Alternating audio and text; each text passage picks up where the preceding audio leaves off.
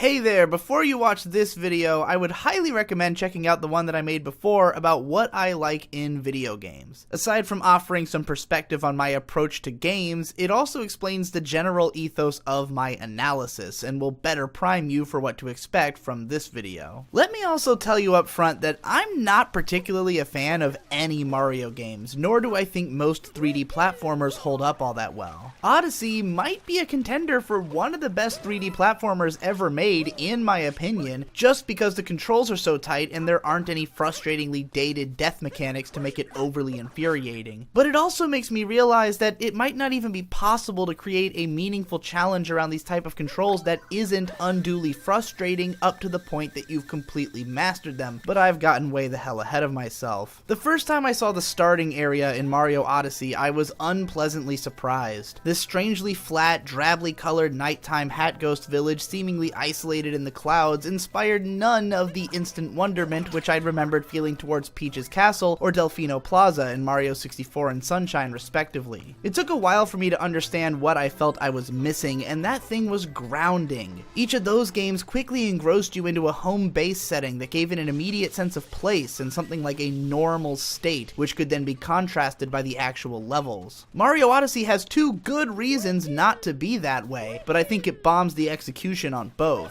One is that it's meant to feel like a massive, sprawling adventure, as the title implies, but it doesn't. There aren't actually very many stages, most of them are tiny, and you can blast through the story mode in like a day and a half on your first go with no trouble at all, as I did. Secondly, many of these levels are sort of hubs in themselves, or even have a section that is specifically a town. The problem with these is that none of them are fleshed out or big enough to feel like a fun place to hang out in. Peach's Castle and Delfino Plaza were fun just to wander around and see what kind of secrets you could find in this familiar area until you had a firm sense of it. The closest Odyssey comes to a feeling like that is in the densely multi-layered Metro City, but even there the stage feels weirdly small considering the concept is that it's based on New York. Let me not give the impression though that I think they changed it and now it's bad. I'm only comparing it to the older games to give a sense of what could have been that isn't, so that we can examine what it's been replaced with and whether that thing is as good as what we've had before. Theoretically, a sprawling, globe-trotting Mario adventure through diverse and imaginative worlds sounds like a perfect idea, but it just doesn't live up to its promise. Most shocking to me is just how aesthetically uninteresting and underdeveloped some of these places are.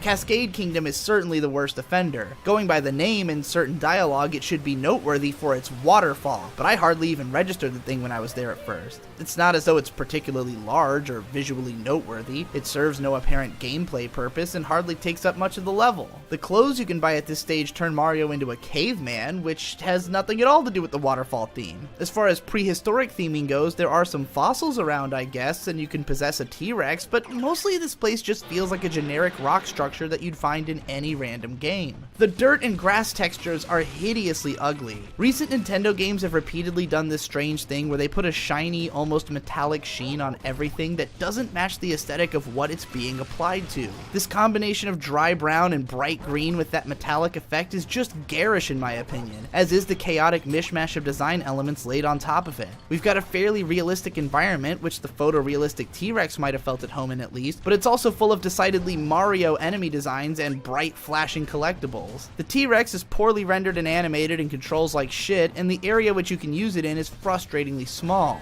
At least the chain chomps are actually a bit more exciting as a player of old Mario games, because of how you can flippantly take control of one of the scariest enemies from the old games and ram them into walls, which compared to the T-Rex is actually a gameplay mechanic, if a simple one. But none of the transformations ever end up leading to much more than that one does. Usually Mario takes the form of a creature capable of exactly one task, and many of these are very similar or just extremely shallow. Only a couple are complex enough to have any new gameplay challenges based around them, and even then they are only explored up to slightly above basic competency with the controls. Let us consider the structure of a great platformer game like Mega Man X. As you progress through the game, you acquire new powers which change the way you can engage with its challenges, not only in the linear sense of being able to do something new, but also in that you can combine each new ability you've gained with abilities that you already have. And the challenges accordingly are built around testing your skill with using these abilities in combination.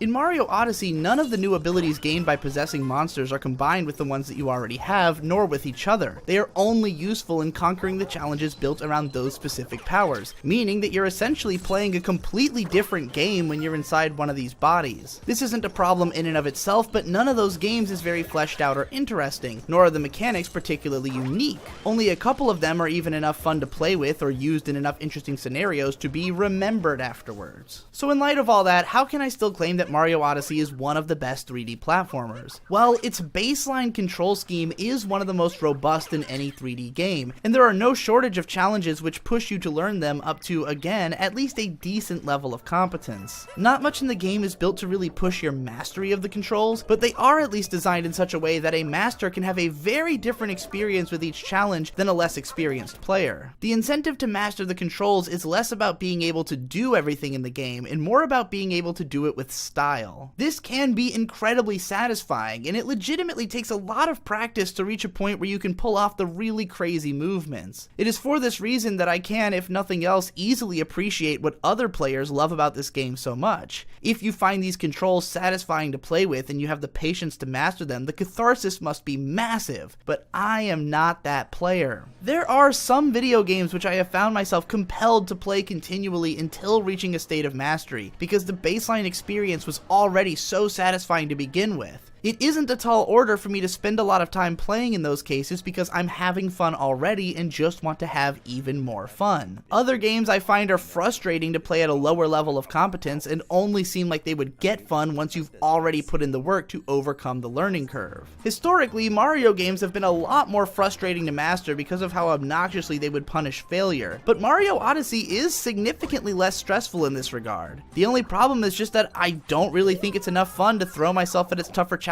to even want to keep trying them over and over. The controls require too much precision and perfectly timed button presses that a clumsy fuck like me particularly struggles with, and I'm just not so endeared to the game as to commit myself. This is what I meant at the start when I talked about how 3D platformers maybe can't even achieve a higher level of challenge without inviting more frustration than I think they're worth. I've been able to power through 2D platformers because it's easy to figure out where you went wrong and to make subtle corrections on your way to mastering a particular challenge. When you're in 3D, there's a lot more that can go wrong and to keep track of, and all of the controls do something slightly different depending on the perspective of the camera. Figuring out which camera angle would be best to maintain on a particular challenge isn't a consideration I find all that engaging to have to make. But this isn't to say that I don't find inherent value in the idea of the 3D platformer either. One of the coolest things about video games is exploring spatial awareness. It's inherently interesting to run around and find things and to get the lay of an environment. Plenty of genres take advantage of this, from action-adventure titles like Tomb Raider to action RPGs like Nier. Mario Odyssey does not give a shit about the fact that some people are dismissive of so-called collectathons, and instead is dedicated to capturing their appeal, that being to reward the constant curiosity of the player to examine every square inch of the environment and not let anything pass them. I appreciate the appeal of this, but I also feel Mario Odyssey makes a weird swerve when it comes to the way these collectibles are ordinarily stratified by value. Banjo-Kazooie handled this perfectly. There were many different types of collectibles which were valuable for different reasons, and some of those reasons were totally optional to engage with.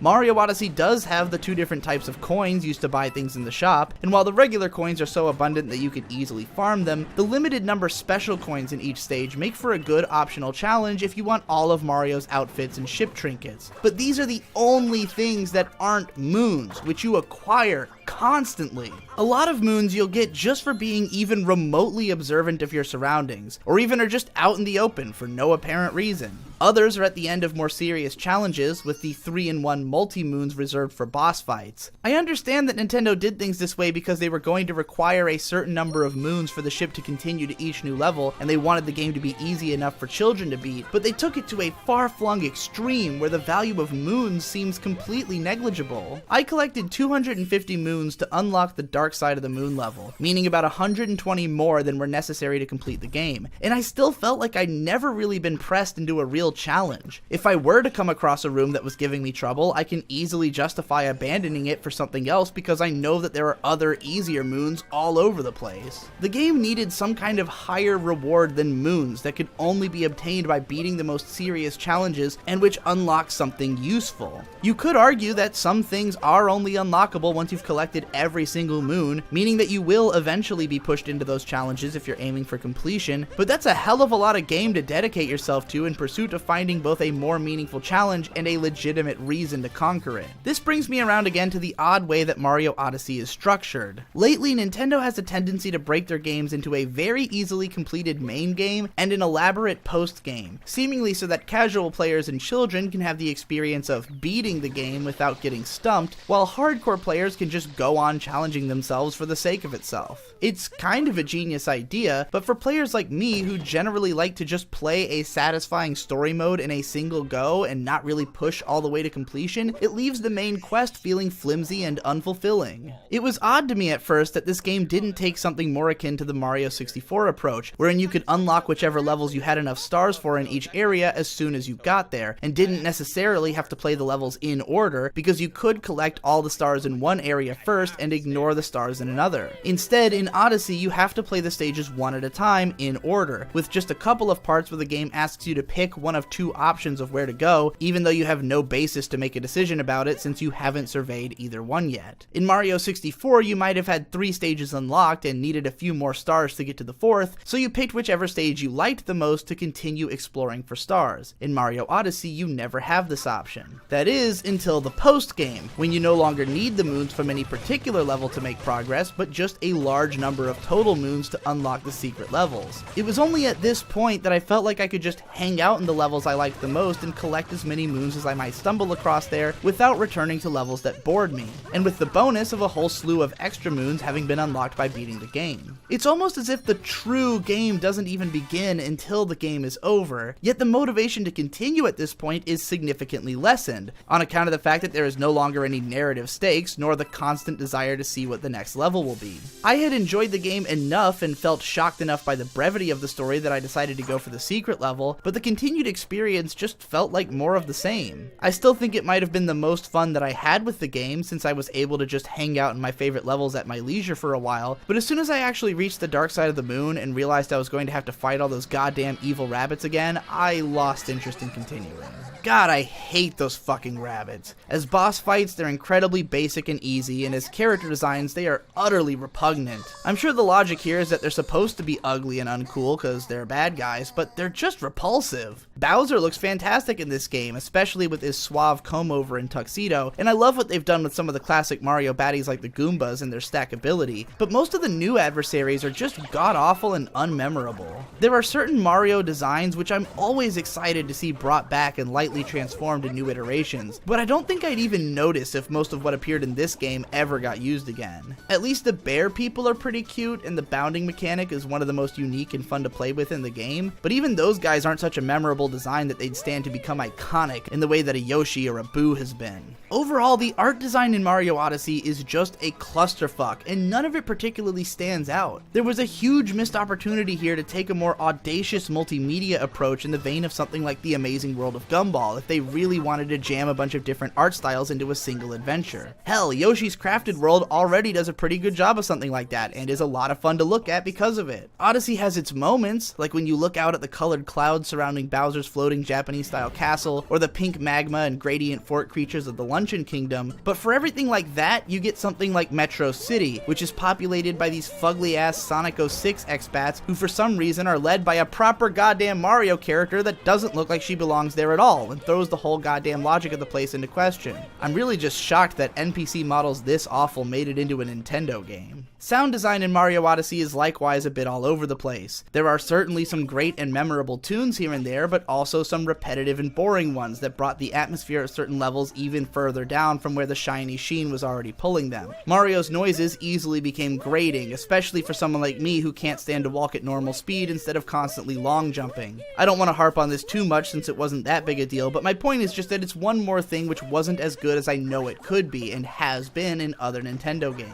The whole of this world can't help but seem underexplored to me. Sure, there are plenty of secret challenges and moons stuck into the nooks and crannies of each level, but why are they all so small? Why are the challenges so short and straightforward? I can't think of any individual challenge in this game that stood out in the way that some of those in Mario 64 did, and too many of the levels are too similar to ones from that game as well. We managed to have two different takes on a fire level, an underwater beach and ice level, two types of jungle-esque levels, two kinds of castles, and a city. Why is it that the Cap Kingdom and Luncheon Kingdoms are the only ones with truly unique concepts and color aesthetics? I feel like any of the Mario RPGs did a much better job of creating a diverse and imaginative world full of unique locations that actually made you feel like you were on a huge sprawling adventure and not a replay of the hits. If I seem overly harsh on Mario Odyssey for having said that I liked the game before, it's only because it's so much easier to remember the problems that I had with it than the experience itself. The entire time I felt this strange duality of playing a game that was perfectly fine and a generically playable experience, the likes of which I grew up with as a gamer, but constantly being frustrated that there wasn't more to it. Even if a game like Mario Sunshine didn't have as smooth of controls or as dense a world with as much variety and as modern a death system, I at least remember what the hell that game was about and what each part of it felt like. Mario Odyssey just kinda passed through me without any real feelings at all. It was one of the most passively enjoyable gaming experiences I've had in recent memory, and left me with neither any particular desire to return to it, nor any lasting memory of what I had accomplished therein. And before you think I've just become a jaded old gamer, I'm also playing Splatoon 2 right now, and it's like one of my favorite games of all time. If there is one reason I could see myself playing more Mario Odyssey though, it would really just be because it's so much less frustrating than most of its genre. Banjo-Kazooie is outright infuriating to return to. I may have stronger memories of 64 and Sunshine, but I've never even come close to beating either of them, and I hate the Wii. If I just wanted to dick around and jump on shit with my Nintendo Switch, this is probably the most easily accessible and monotonously satisfying way to do so. Given that I'm more the type to just move on to something new, however, I can't really see myself doing that just for the hell of it. For some people, I think it's reasonable to consider Mario Odyssey a practically perfect game. It has so much stuff to offer that if all or even most of it does anything for you, you're going to get a hell of a lot out of it. If you find it satisfying to play and dedicate yourself to mastering the controls and learning the layout of the levels perfectly, it will become one hell of a toy to mess around with. If I had thought that the world it took place in was cool and just wanted to spend more time in it, I think I'd even be driven to go for 100% completion, because I do think it's fun, even if it isn't necessarily the kind of challenge that I value the most in gaming. But being as uninteresting as it is aesthetically on top of everything else, I think I'll call it quits where I'm at and just watch someone else speedrun it to 100% to get the satisfaction of appreciating what the developers were really able to accomplish with the game. To put a numerical score on my experience, I would give it a 7 out of 10. And that's it for this video. Stick around on my channel if you want to see more like this. Support me on Patreon if you really love what I do. $1 gets you into my Discord. $5 gets access to exclusive podcasts. $15 and I'll rant about anything you want. And $40 I send a package with a USB full of exclusive content straight to your house. I'm also selling t-shirts. I've also got podcasts and other stuff on the channel. A lot of my stuff doesn't get pushed to my subscribers, so make sure you ring the stupid fucking bell. Thanks again for watching. I'll see you in the next one.